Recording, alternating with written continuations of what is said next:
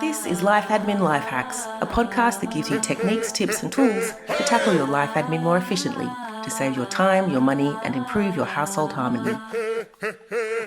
I'm Dinah Roberts, an operations manager who found discussions with my friends and my own research significantly more helpful than the medical profession when dealing with my own perimenopause symptoms. I'm Mia a researcher and writer who would like to see a puberty v menopause battle to determine which one is actually worse. Hello and welcome to Life Admin Life Hacks. In this episode, Mia talked to Mel Kettle, an expert in self-leadership, who revealed the defining stages of perimenopause, menopause and postmenopause, and how perimenopause symptoms could be contributing to anxiety in a busy season of life, and the conversations and resources you need to have to navigate this transition. If you're a woman with a body or know a woman with a body, then this episode is for you. Listeners, 2 things to update you on before we get into it. First, we're running Operation Optimize, a series of free masterclasses from February 5th. If you want to set a better routine and rhythm for your week, have more motivation and less procrastination, cut your cost of living without cutting your creature comforts, or do a deep dive on the categories of life admin, then register for these webinars today. Head to lifeadminlifehacks.com for dates and times, and if you can't make the 4 live sessions, register so we can send you the recordings afterwards.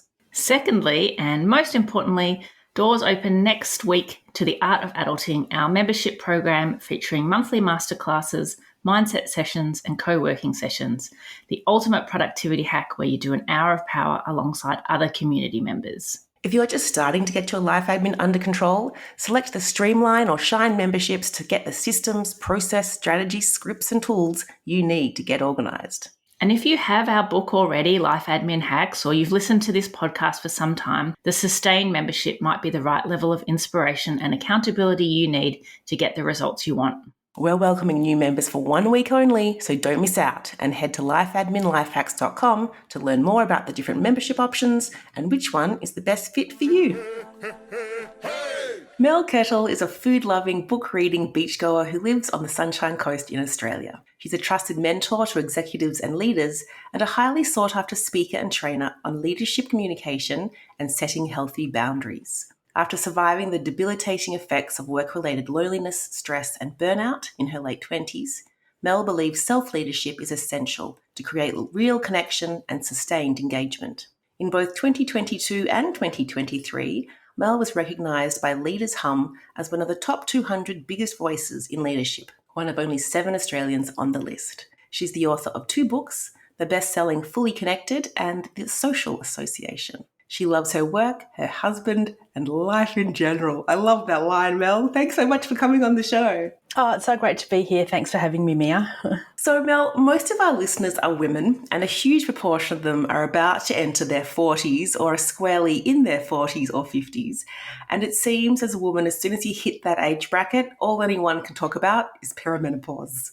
And in your line of work, this is a topic that's coming to the forefront in organisations because research has shown that 60% of women aged 45 to 55 say their symptoms have a negative impact on them at work.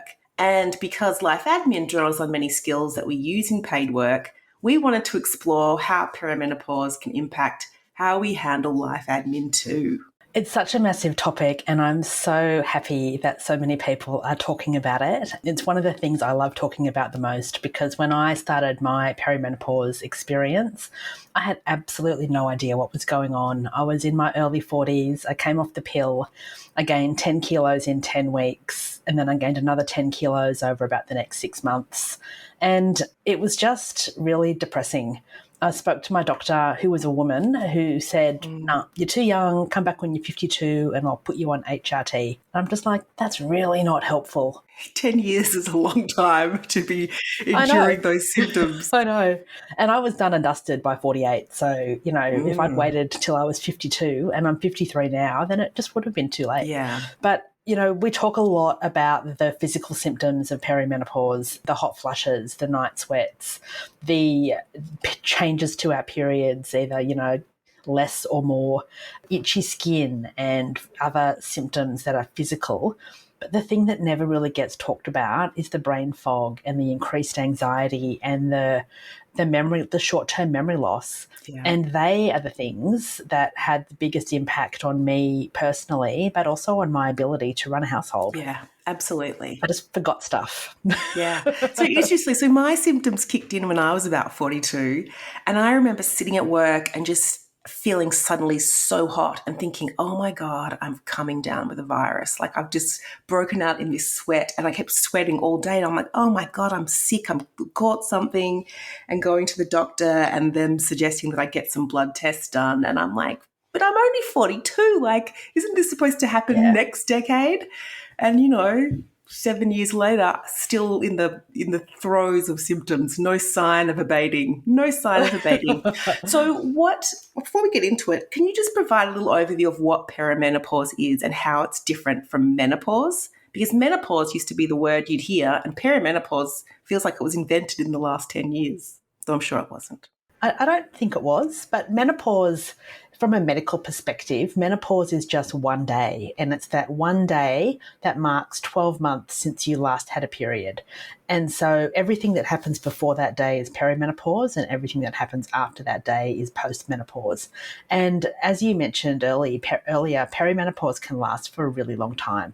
So it often starts without us even knowing, because it starts when our hormones start changing. We start to have less estrogen, and, other hormones just, they change their makeup from what works for us. And so some of the things that we recognize, the most obvious symptom that most women have of menopause or perimenopause is that their periods change.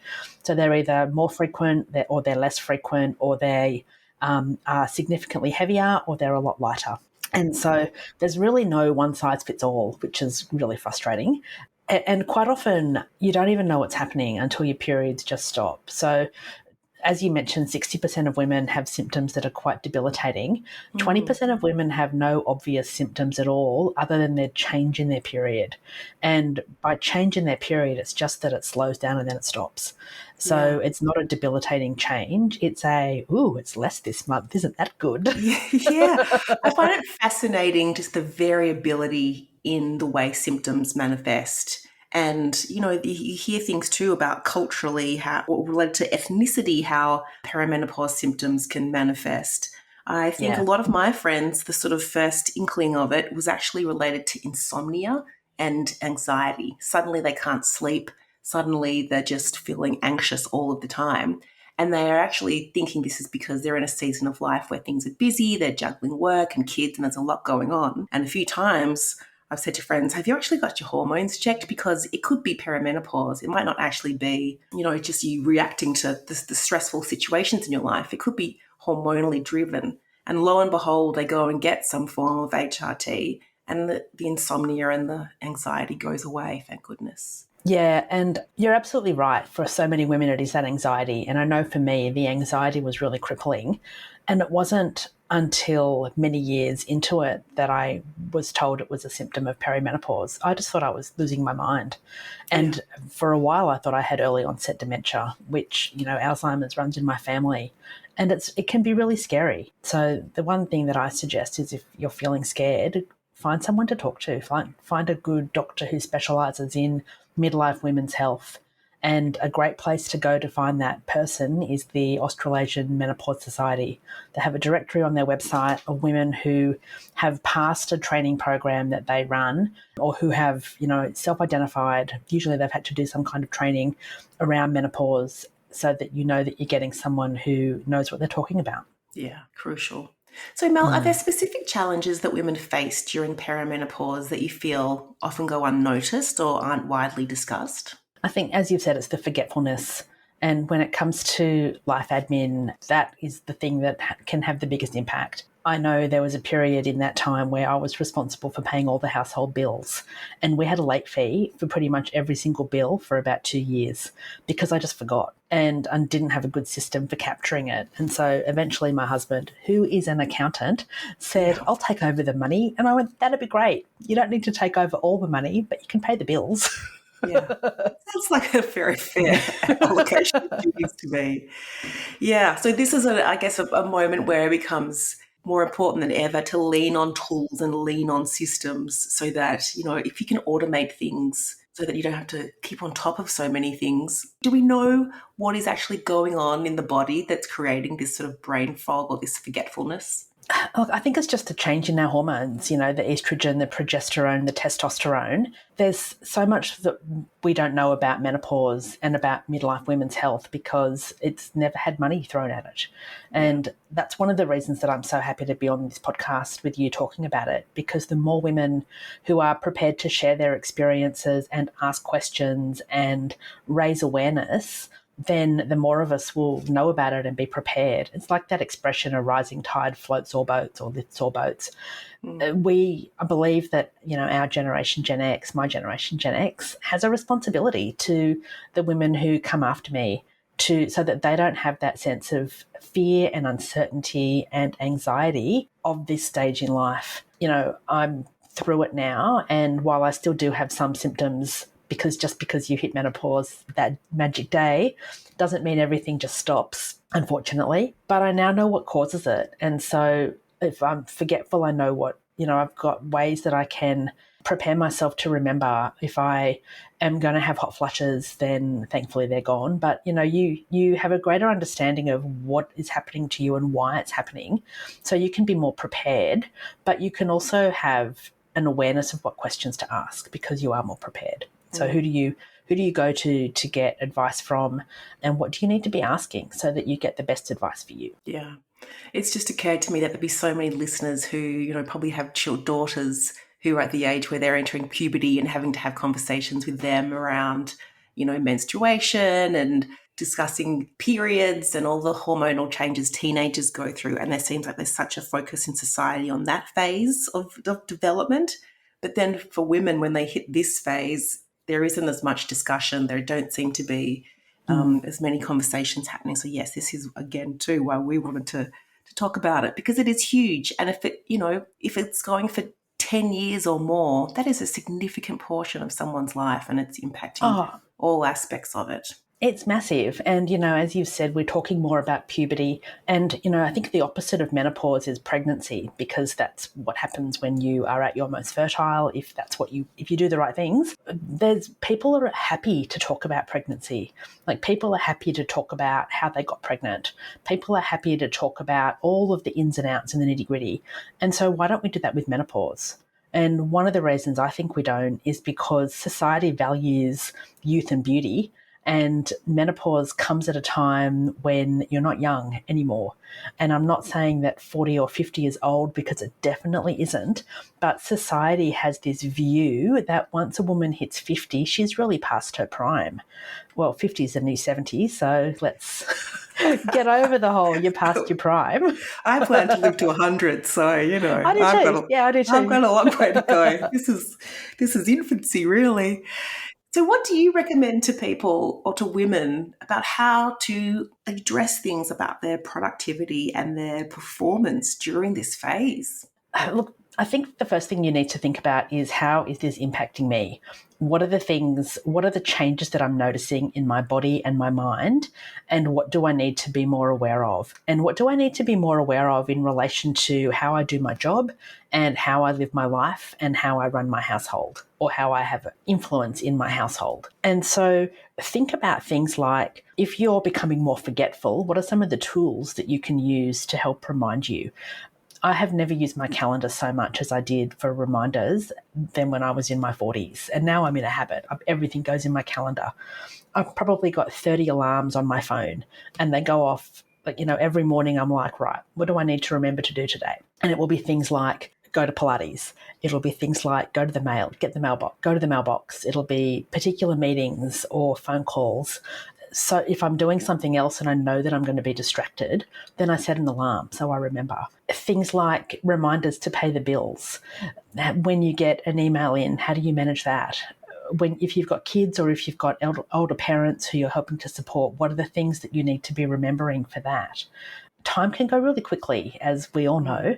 And, one of the things that I put in my diary after my mother died, which was about 10 ages ago, I put in my calendar once a week, call Dad. And it wasn't that I didn't remember to call him, but I could think that I'd called him last week, and it could have been a month. time just sort of evolves really quickly as you get older. So what are some of the things that you need to do to give you that reminder to do the important things? They're great suggestions, Mel. Thanks for sharing those. And what are you seeing in terms of workplaces about how they're supporting women? This is new territory for a lot of organizations. And so there will be, listeners out there who are thinking, I am really suffering. I don't know, cannot imagine having a discussion with a manager or someone from HR unless they're, at some progressive place work that is vocal about it. Talk to me about your work in this area with organizations. One of the things that's really important to realise is that approximately 20% of the workplace is made up of women who are currently going through perimenopause. And most workplaces, if you take the average workplace, it's 20 to 25% of your workforce has women going through perimenopause. Now, I've worked with clients who've said we're very female-centric in our organisation. One of my clients has 80% of their workforce is women. And so it's many, many more than 25%. And I run workshops to help organisations understand how can they have the conversation. One woman rang me after a workshop and she said, I've just realised that of my team of 150, 147 of us are currently going through perimenopause because we're all in our 40s, with the exception of 3 people who are men. And they need to know too. So some of the work that I do is just around, not just, but it's around encouraging organisations to have conversations that are tricky and difficult around menopause so that we can help break down that stigma and get rid of the taboo topic of menopause.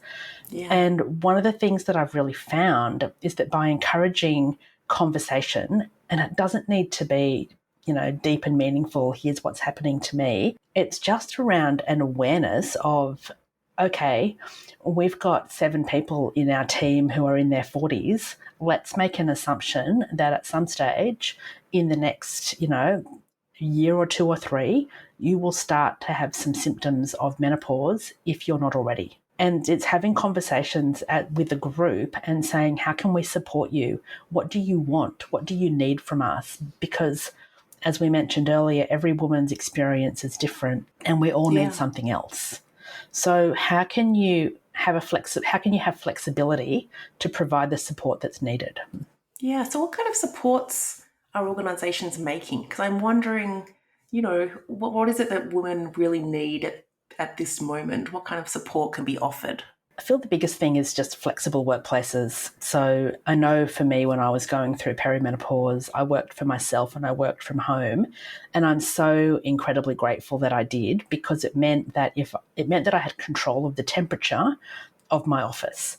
So I could blast the air conditioning, or I could, sit in my underwear if I had to. I didn't have to put makeup on because I just would sweat it all off. If I was tired, like there were some days I would have 3 naps because I'd not sleep at night. I'd wake up and I'd get up between 3 and 4 because I'd just be awake.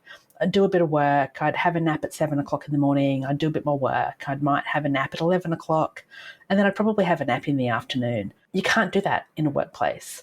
Yeah. So having a flexible workplace that encourages women or allows women, and not just women, but men as well, to, ring up in the morning and say, hey, I had a really bad sleep last night. I'm going to work from home today. I don't have any meetings, or I don't have anything that's going to impact on the team if I work from home today. The other thing that I think a lot of places forget about as well is so many women have to wear a uniform to work. What does that uniform look like? What's it made of? Is it made from polyester, or is it made from a breathable fabric? I know my husband works for a supermarket and he wears a polo shirt and shorts to work. They've just changed the composition of the shirts from a cotton shirt to something that's made from recycled plastics. And all I can think is, wow, that will be really unpleasant. In Queensland in summer, it's unpleasant. If you're a menopausal woman living in Queensland or anywhere in Australia really in summer when it's hot, and you have to wear a polyester shirt, that's going to get revolting very quickly. Yeah. As you were saying that, Mel, I was thinking there have been so many times during my career where I've worked in offices where someone will have a discreet little fan blowing on them in their little cubicle. And I've never sort of joined the dots and thought, maybe they were sitting there, suffering through hot flushes, and so they've got their own little personal fan. Yep. And the other thing I was thinking about is, before I realized I was experiencing perimenopause symptoms and I was waking up with the night sweats and had insomnia, it's sort of, it's not that you have a bad sleep one night, it's that every night you are sleep deprived. It's sort of, you get into that rhythm of just waking up hot, taking ages to fall asleep again, or just having that insomnia. And it kind of, reminded me of when you have a newborn and you just have so many weeks or months of broken sleep and how debilitating that is. So I guess when you're talking to a workplace and saying, I need the flexibility so I can catch up on sleep, it's not that you just had one bad night, it's that you're coping with weeks or months worth of sleep deprivation. I reckon I averaged 5 hours sleep a night for about 5 years. Yeah. And, I need 7 to 8, preferably 8 to 9 to function. And so, as most of us do. But the other thing you mentioned, is like having a newborn. Our hormones start changing from our late 30s, early 40s. I have an enormous number of friends who have had a baby in their early 40s. And so can you imagine having a newborn or a young child and going through? Yeah. Like, seriously? Well, that's when I was incredulous, because I was only maybe like 6 months out from stopping breastfeeding my son. So I had him when I was 39. He breastfed for a really long time. And I'm like, hang on, I've just finished doing that. And now my body's packing up shop and going, all right, all bets are off, perimenopause, here we come. I could not believe it. I wonder whether the fact that you breastfed him for a while contributed to your... It wasn't like 3 years. That sounded like too long. Yeah, no, but I wonder if because you had him at 39 and you breastfed for a while, I wonder if that contributed. Like, I wonder if you hadn't done that, whether you would have had symptoms earlier. Oh, gosh. And I wonder also whether, and this is getting a bit personal, so you can just delete or cut me off, but I've got a lot of friends and I've got a lot of relatives who had many children in their 20s and then had a bonus baby in their 40s. And, there's a reason they're called menopause babies, because one of the things that your body can do is do a massive big estrogen surge in your late 30s, early 40s, where all the last lot of all of your eggs are released. The last hurrah. Yeah. And so you get pregnant. And I've got to say that I've never wanted to have kids. So when I had my last period and then didn't have, when I hit menopause, I'm like, yes, there's no babies coming now. But that's confronting for a lot of women as well. Like, I was personally very happy, but most of my friends were not. Yeah. It is fascinating. I remember talking to my mum about it, and she's like, oh, it happened some stage in my 50s and it was a blip I barely noticed. And I was like, okay, why? I feel like a medical anomaly. But then I asked my other side of the family, and other people on the other side of the family had different sort of fertility issues. So who knows what contributes to it. Yeah. I've got all sorts of theories that I totally, well, not the most well-informed, but yeah, it is a huge variability in when it strikes and how long it drags on for. Yeah. And I listened to this great podcast for a while called Not My Mother's Menopause. And I feel like medical science has come a long way since our mothers went through menopause. Mine went through menopause when I was a teenager, so that was a very long time ago. Attitudes towards things like HRT have changed.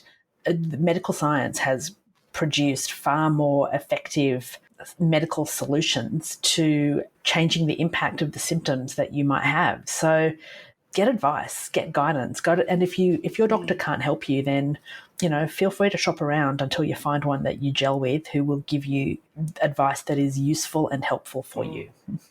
Yeah, and we'll give you treatments that you're comfortable with. Oh, absolutely. I avoided being on the contraceptive pill for most of my adult life because I just, for all its wonderful things in terms of what it's given women, I just didn't like the idea of taking a pill every day for forever. And I only really went on the pill to deal with perimenopause symptoms. So I tried a whole bunch of natural remedies. None of them touched the sides. I went on the pill and literally 4 days later, all of the symptoms stopped. And then after taking the pill for several years, I thought, let's just see what's going on. Let's go off it. I did this with a doctor to see if, where things were at and try some different natural remedies again.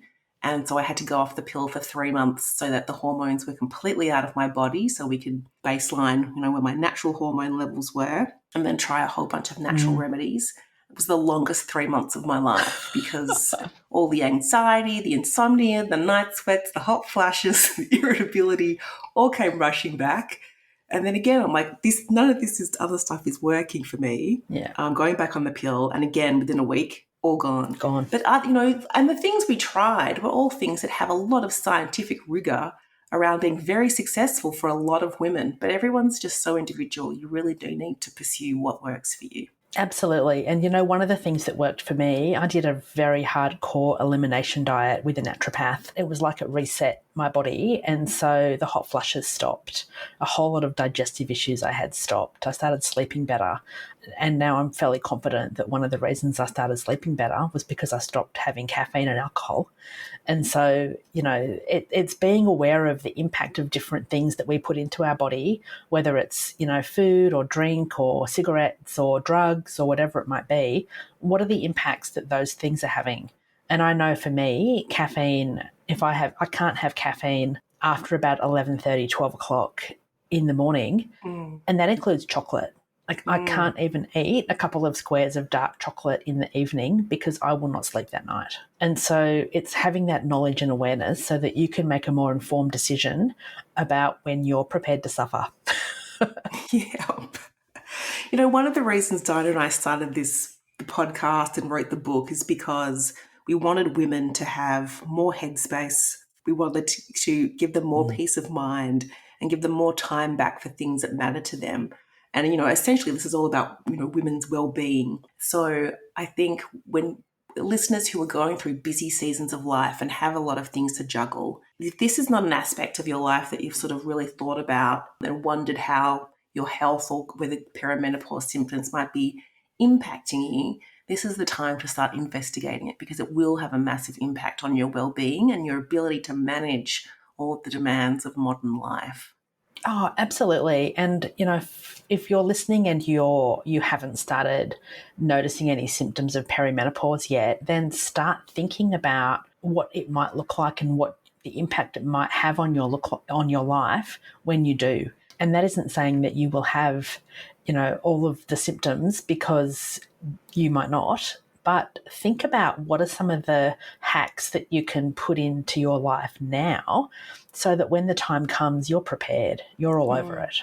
Yeah. And how can you have the conversations in your workplace now? Those conversations, they need courage a lot of the time and a level of confidence that can be really difficult to find when you're deep in the throes of perimenopause. So start asking questions now of your human resources people, your wellness team, the people that run the training programs. What is it that you're doing to support women going through this phase of life? Because it is a phase and every woman who hits 50 will go through it. And the fact that, more and more workplaces are becoming aware of the impact that not looking after these women has.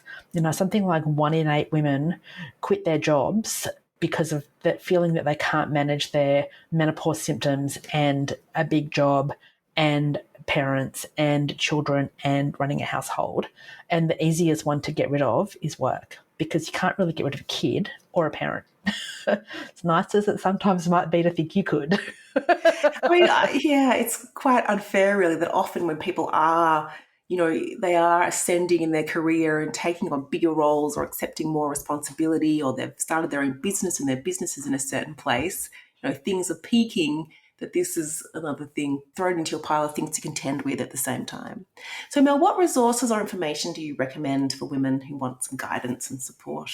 So if you're wanting some support or some guidance on how to have conversations in your workplace, I've got some resources you can access through my website. It's melkettle.com/menopause. I also list some books and some podcasts and some other personal resources where you can go to get information. There's a couple of books that I just recommend all the time. One of them it's called The Menopause Manifesto by Dr. Jen Gunter, Gunter. She is also on Instagram. I think her Instagram handle is Dr. Jen Gunter as well. But if you Google her, she is an OBGYN. She's Canadian, lives in the US, and she would be one of the leading experts on menopause. She's got another fantastic book called The Vagina Bible, and she's got one coming out in 2024 called Blood, which is about menstruation. So her books are fantastic. And then the other one that I recommend a lot is by a naturopath from New Zealand called Lara Bryden, and her book is called Hormone Repair Manual.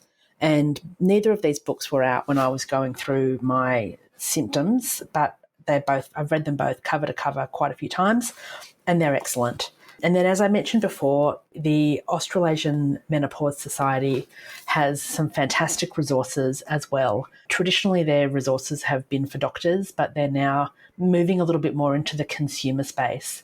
But they do have a directory of doctors in Australia, New Zealand, and a couple of other countries that have a specialisation of women's midlife health and menopause.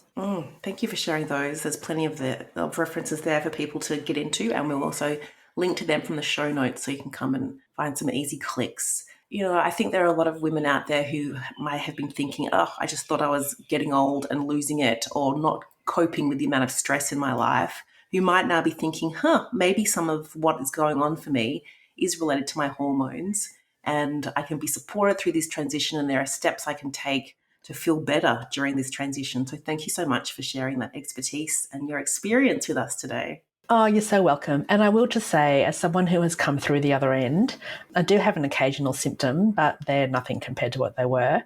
Well, I feel like now I've got so much more energy. I'm really creative, far more than I was before. So there's research that shows when we go through menopause, when we come out the other side, we often are so much more confident and creative. So hold on to that. Yeah, there's a light at the end of that tunnel. It's not all doom and gloom. So, and I will tell you a funny story. I was doing an interview on Sky News last year about menopause and why we need to talk about it at work. And it was just after Queen Elizabeth died. And the journalist in our briefing said to me, "Can you somehow link menopause and the Queen's death?" I'm like, what? She was a woman? Is that the link? What else what are they suggesting? I don't know, but one of my friends said to me, well, you could always mention how she would have worked seamlessly all the way through her perimenopause and then had 40 years minimum of her career or her job post-menopause. So, women are amazing. Women, we have these things that challenge us, and most of us get through them. We might not feel we're unscathed, but, we do get through, and you will get through. Mia's got some great resources now that she's putting in the show notes. So, reach out to people and talk to people if you do need some extra support. Yes, women are indomitable. Okay, Mel, where can our listeners find you if they want to hear more? My website, melkettle.com, has everything. It's got links to some short courses I've got. I run a program called Thriving Leaders, which is mostly for women in their 40s and 50s. We do talk a little bit about menopause, but we talk about how can you increase your confidence so that you can live the life you want. And I've got a course on boundaries. I've got a book, Fully Connected.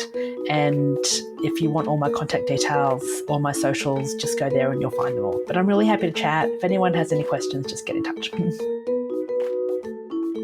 Thanks for listening. Show notes for this episode are available at lifeadminlifehacks.com. And if you're a fan, please subscribe and share the love and tell a friend, or review us in your podcasting app. You can also follow us on Facebook, Instagram, and LinkedIn.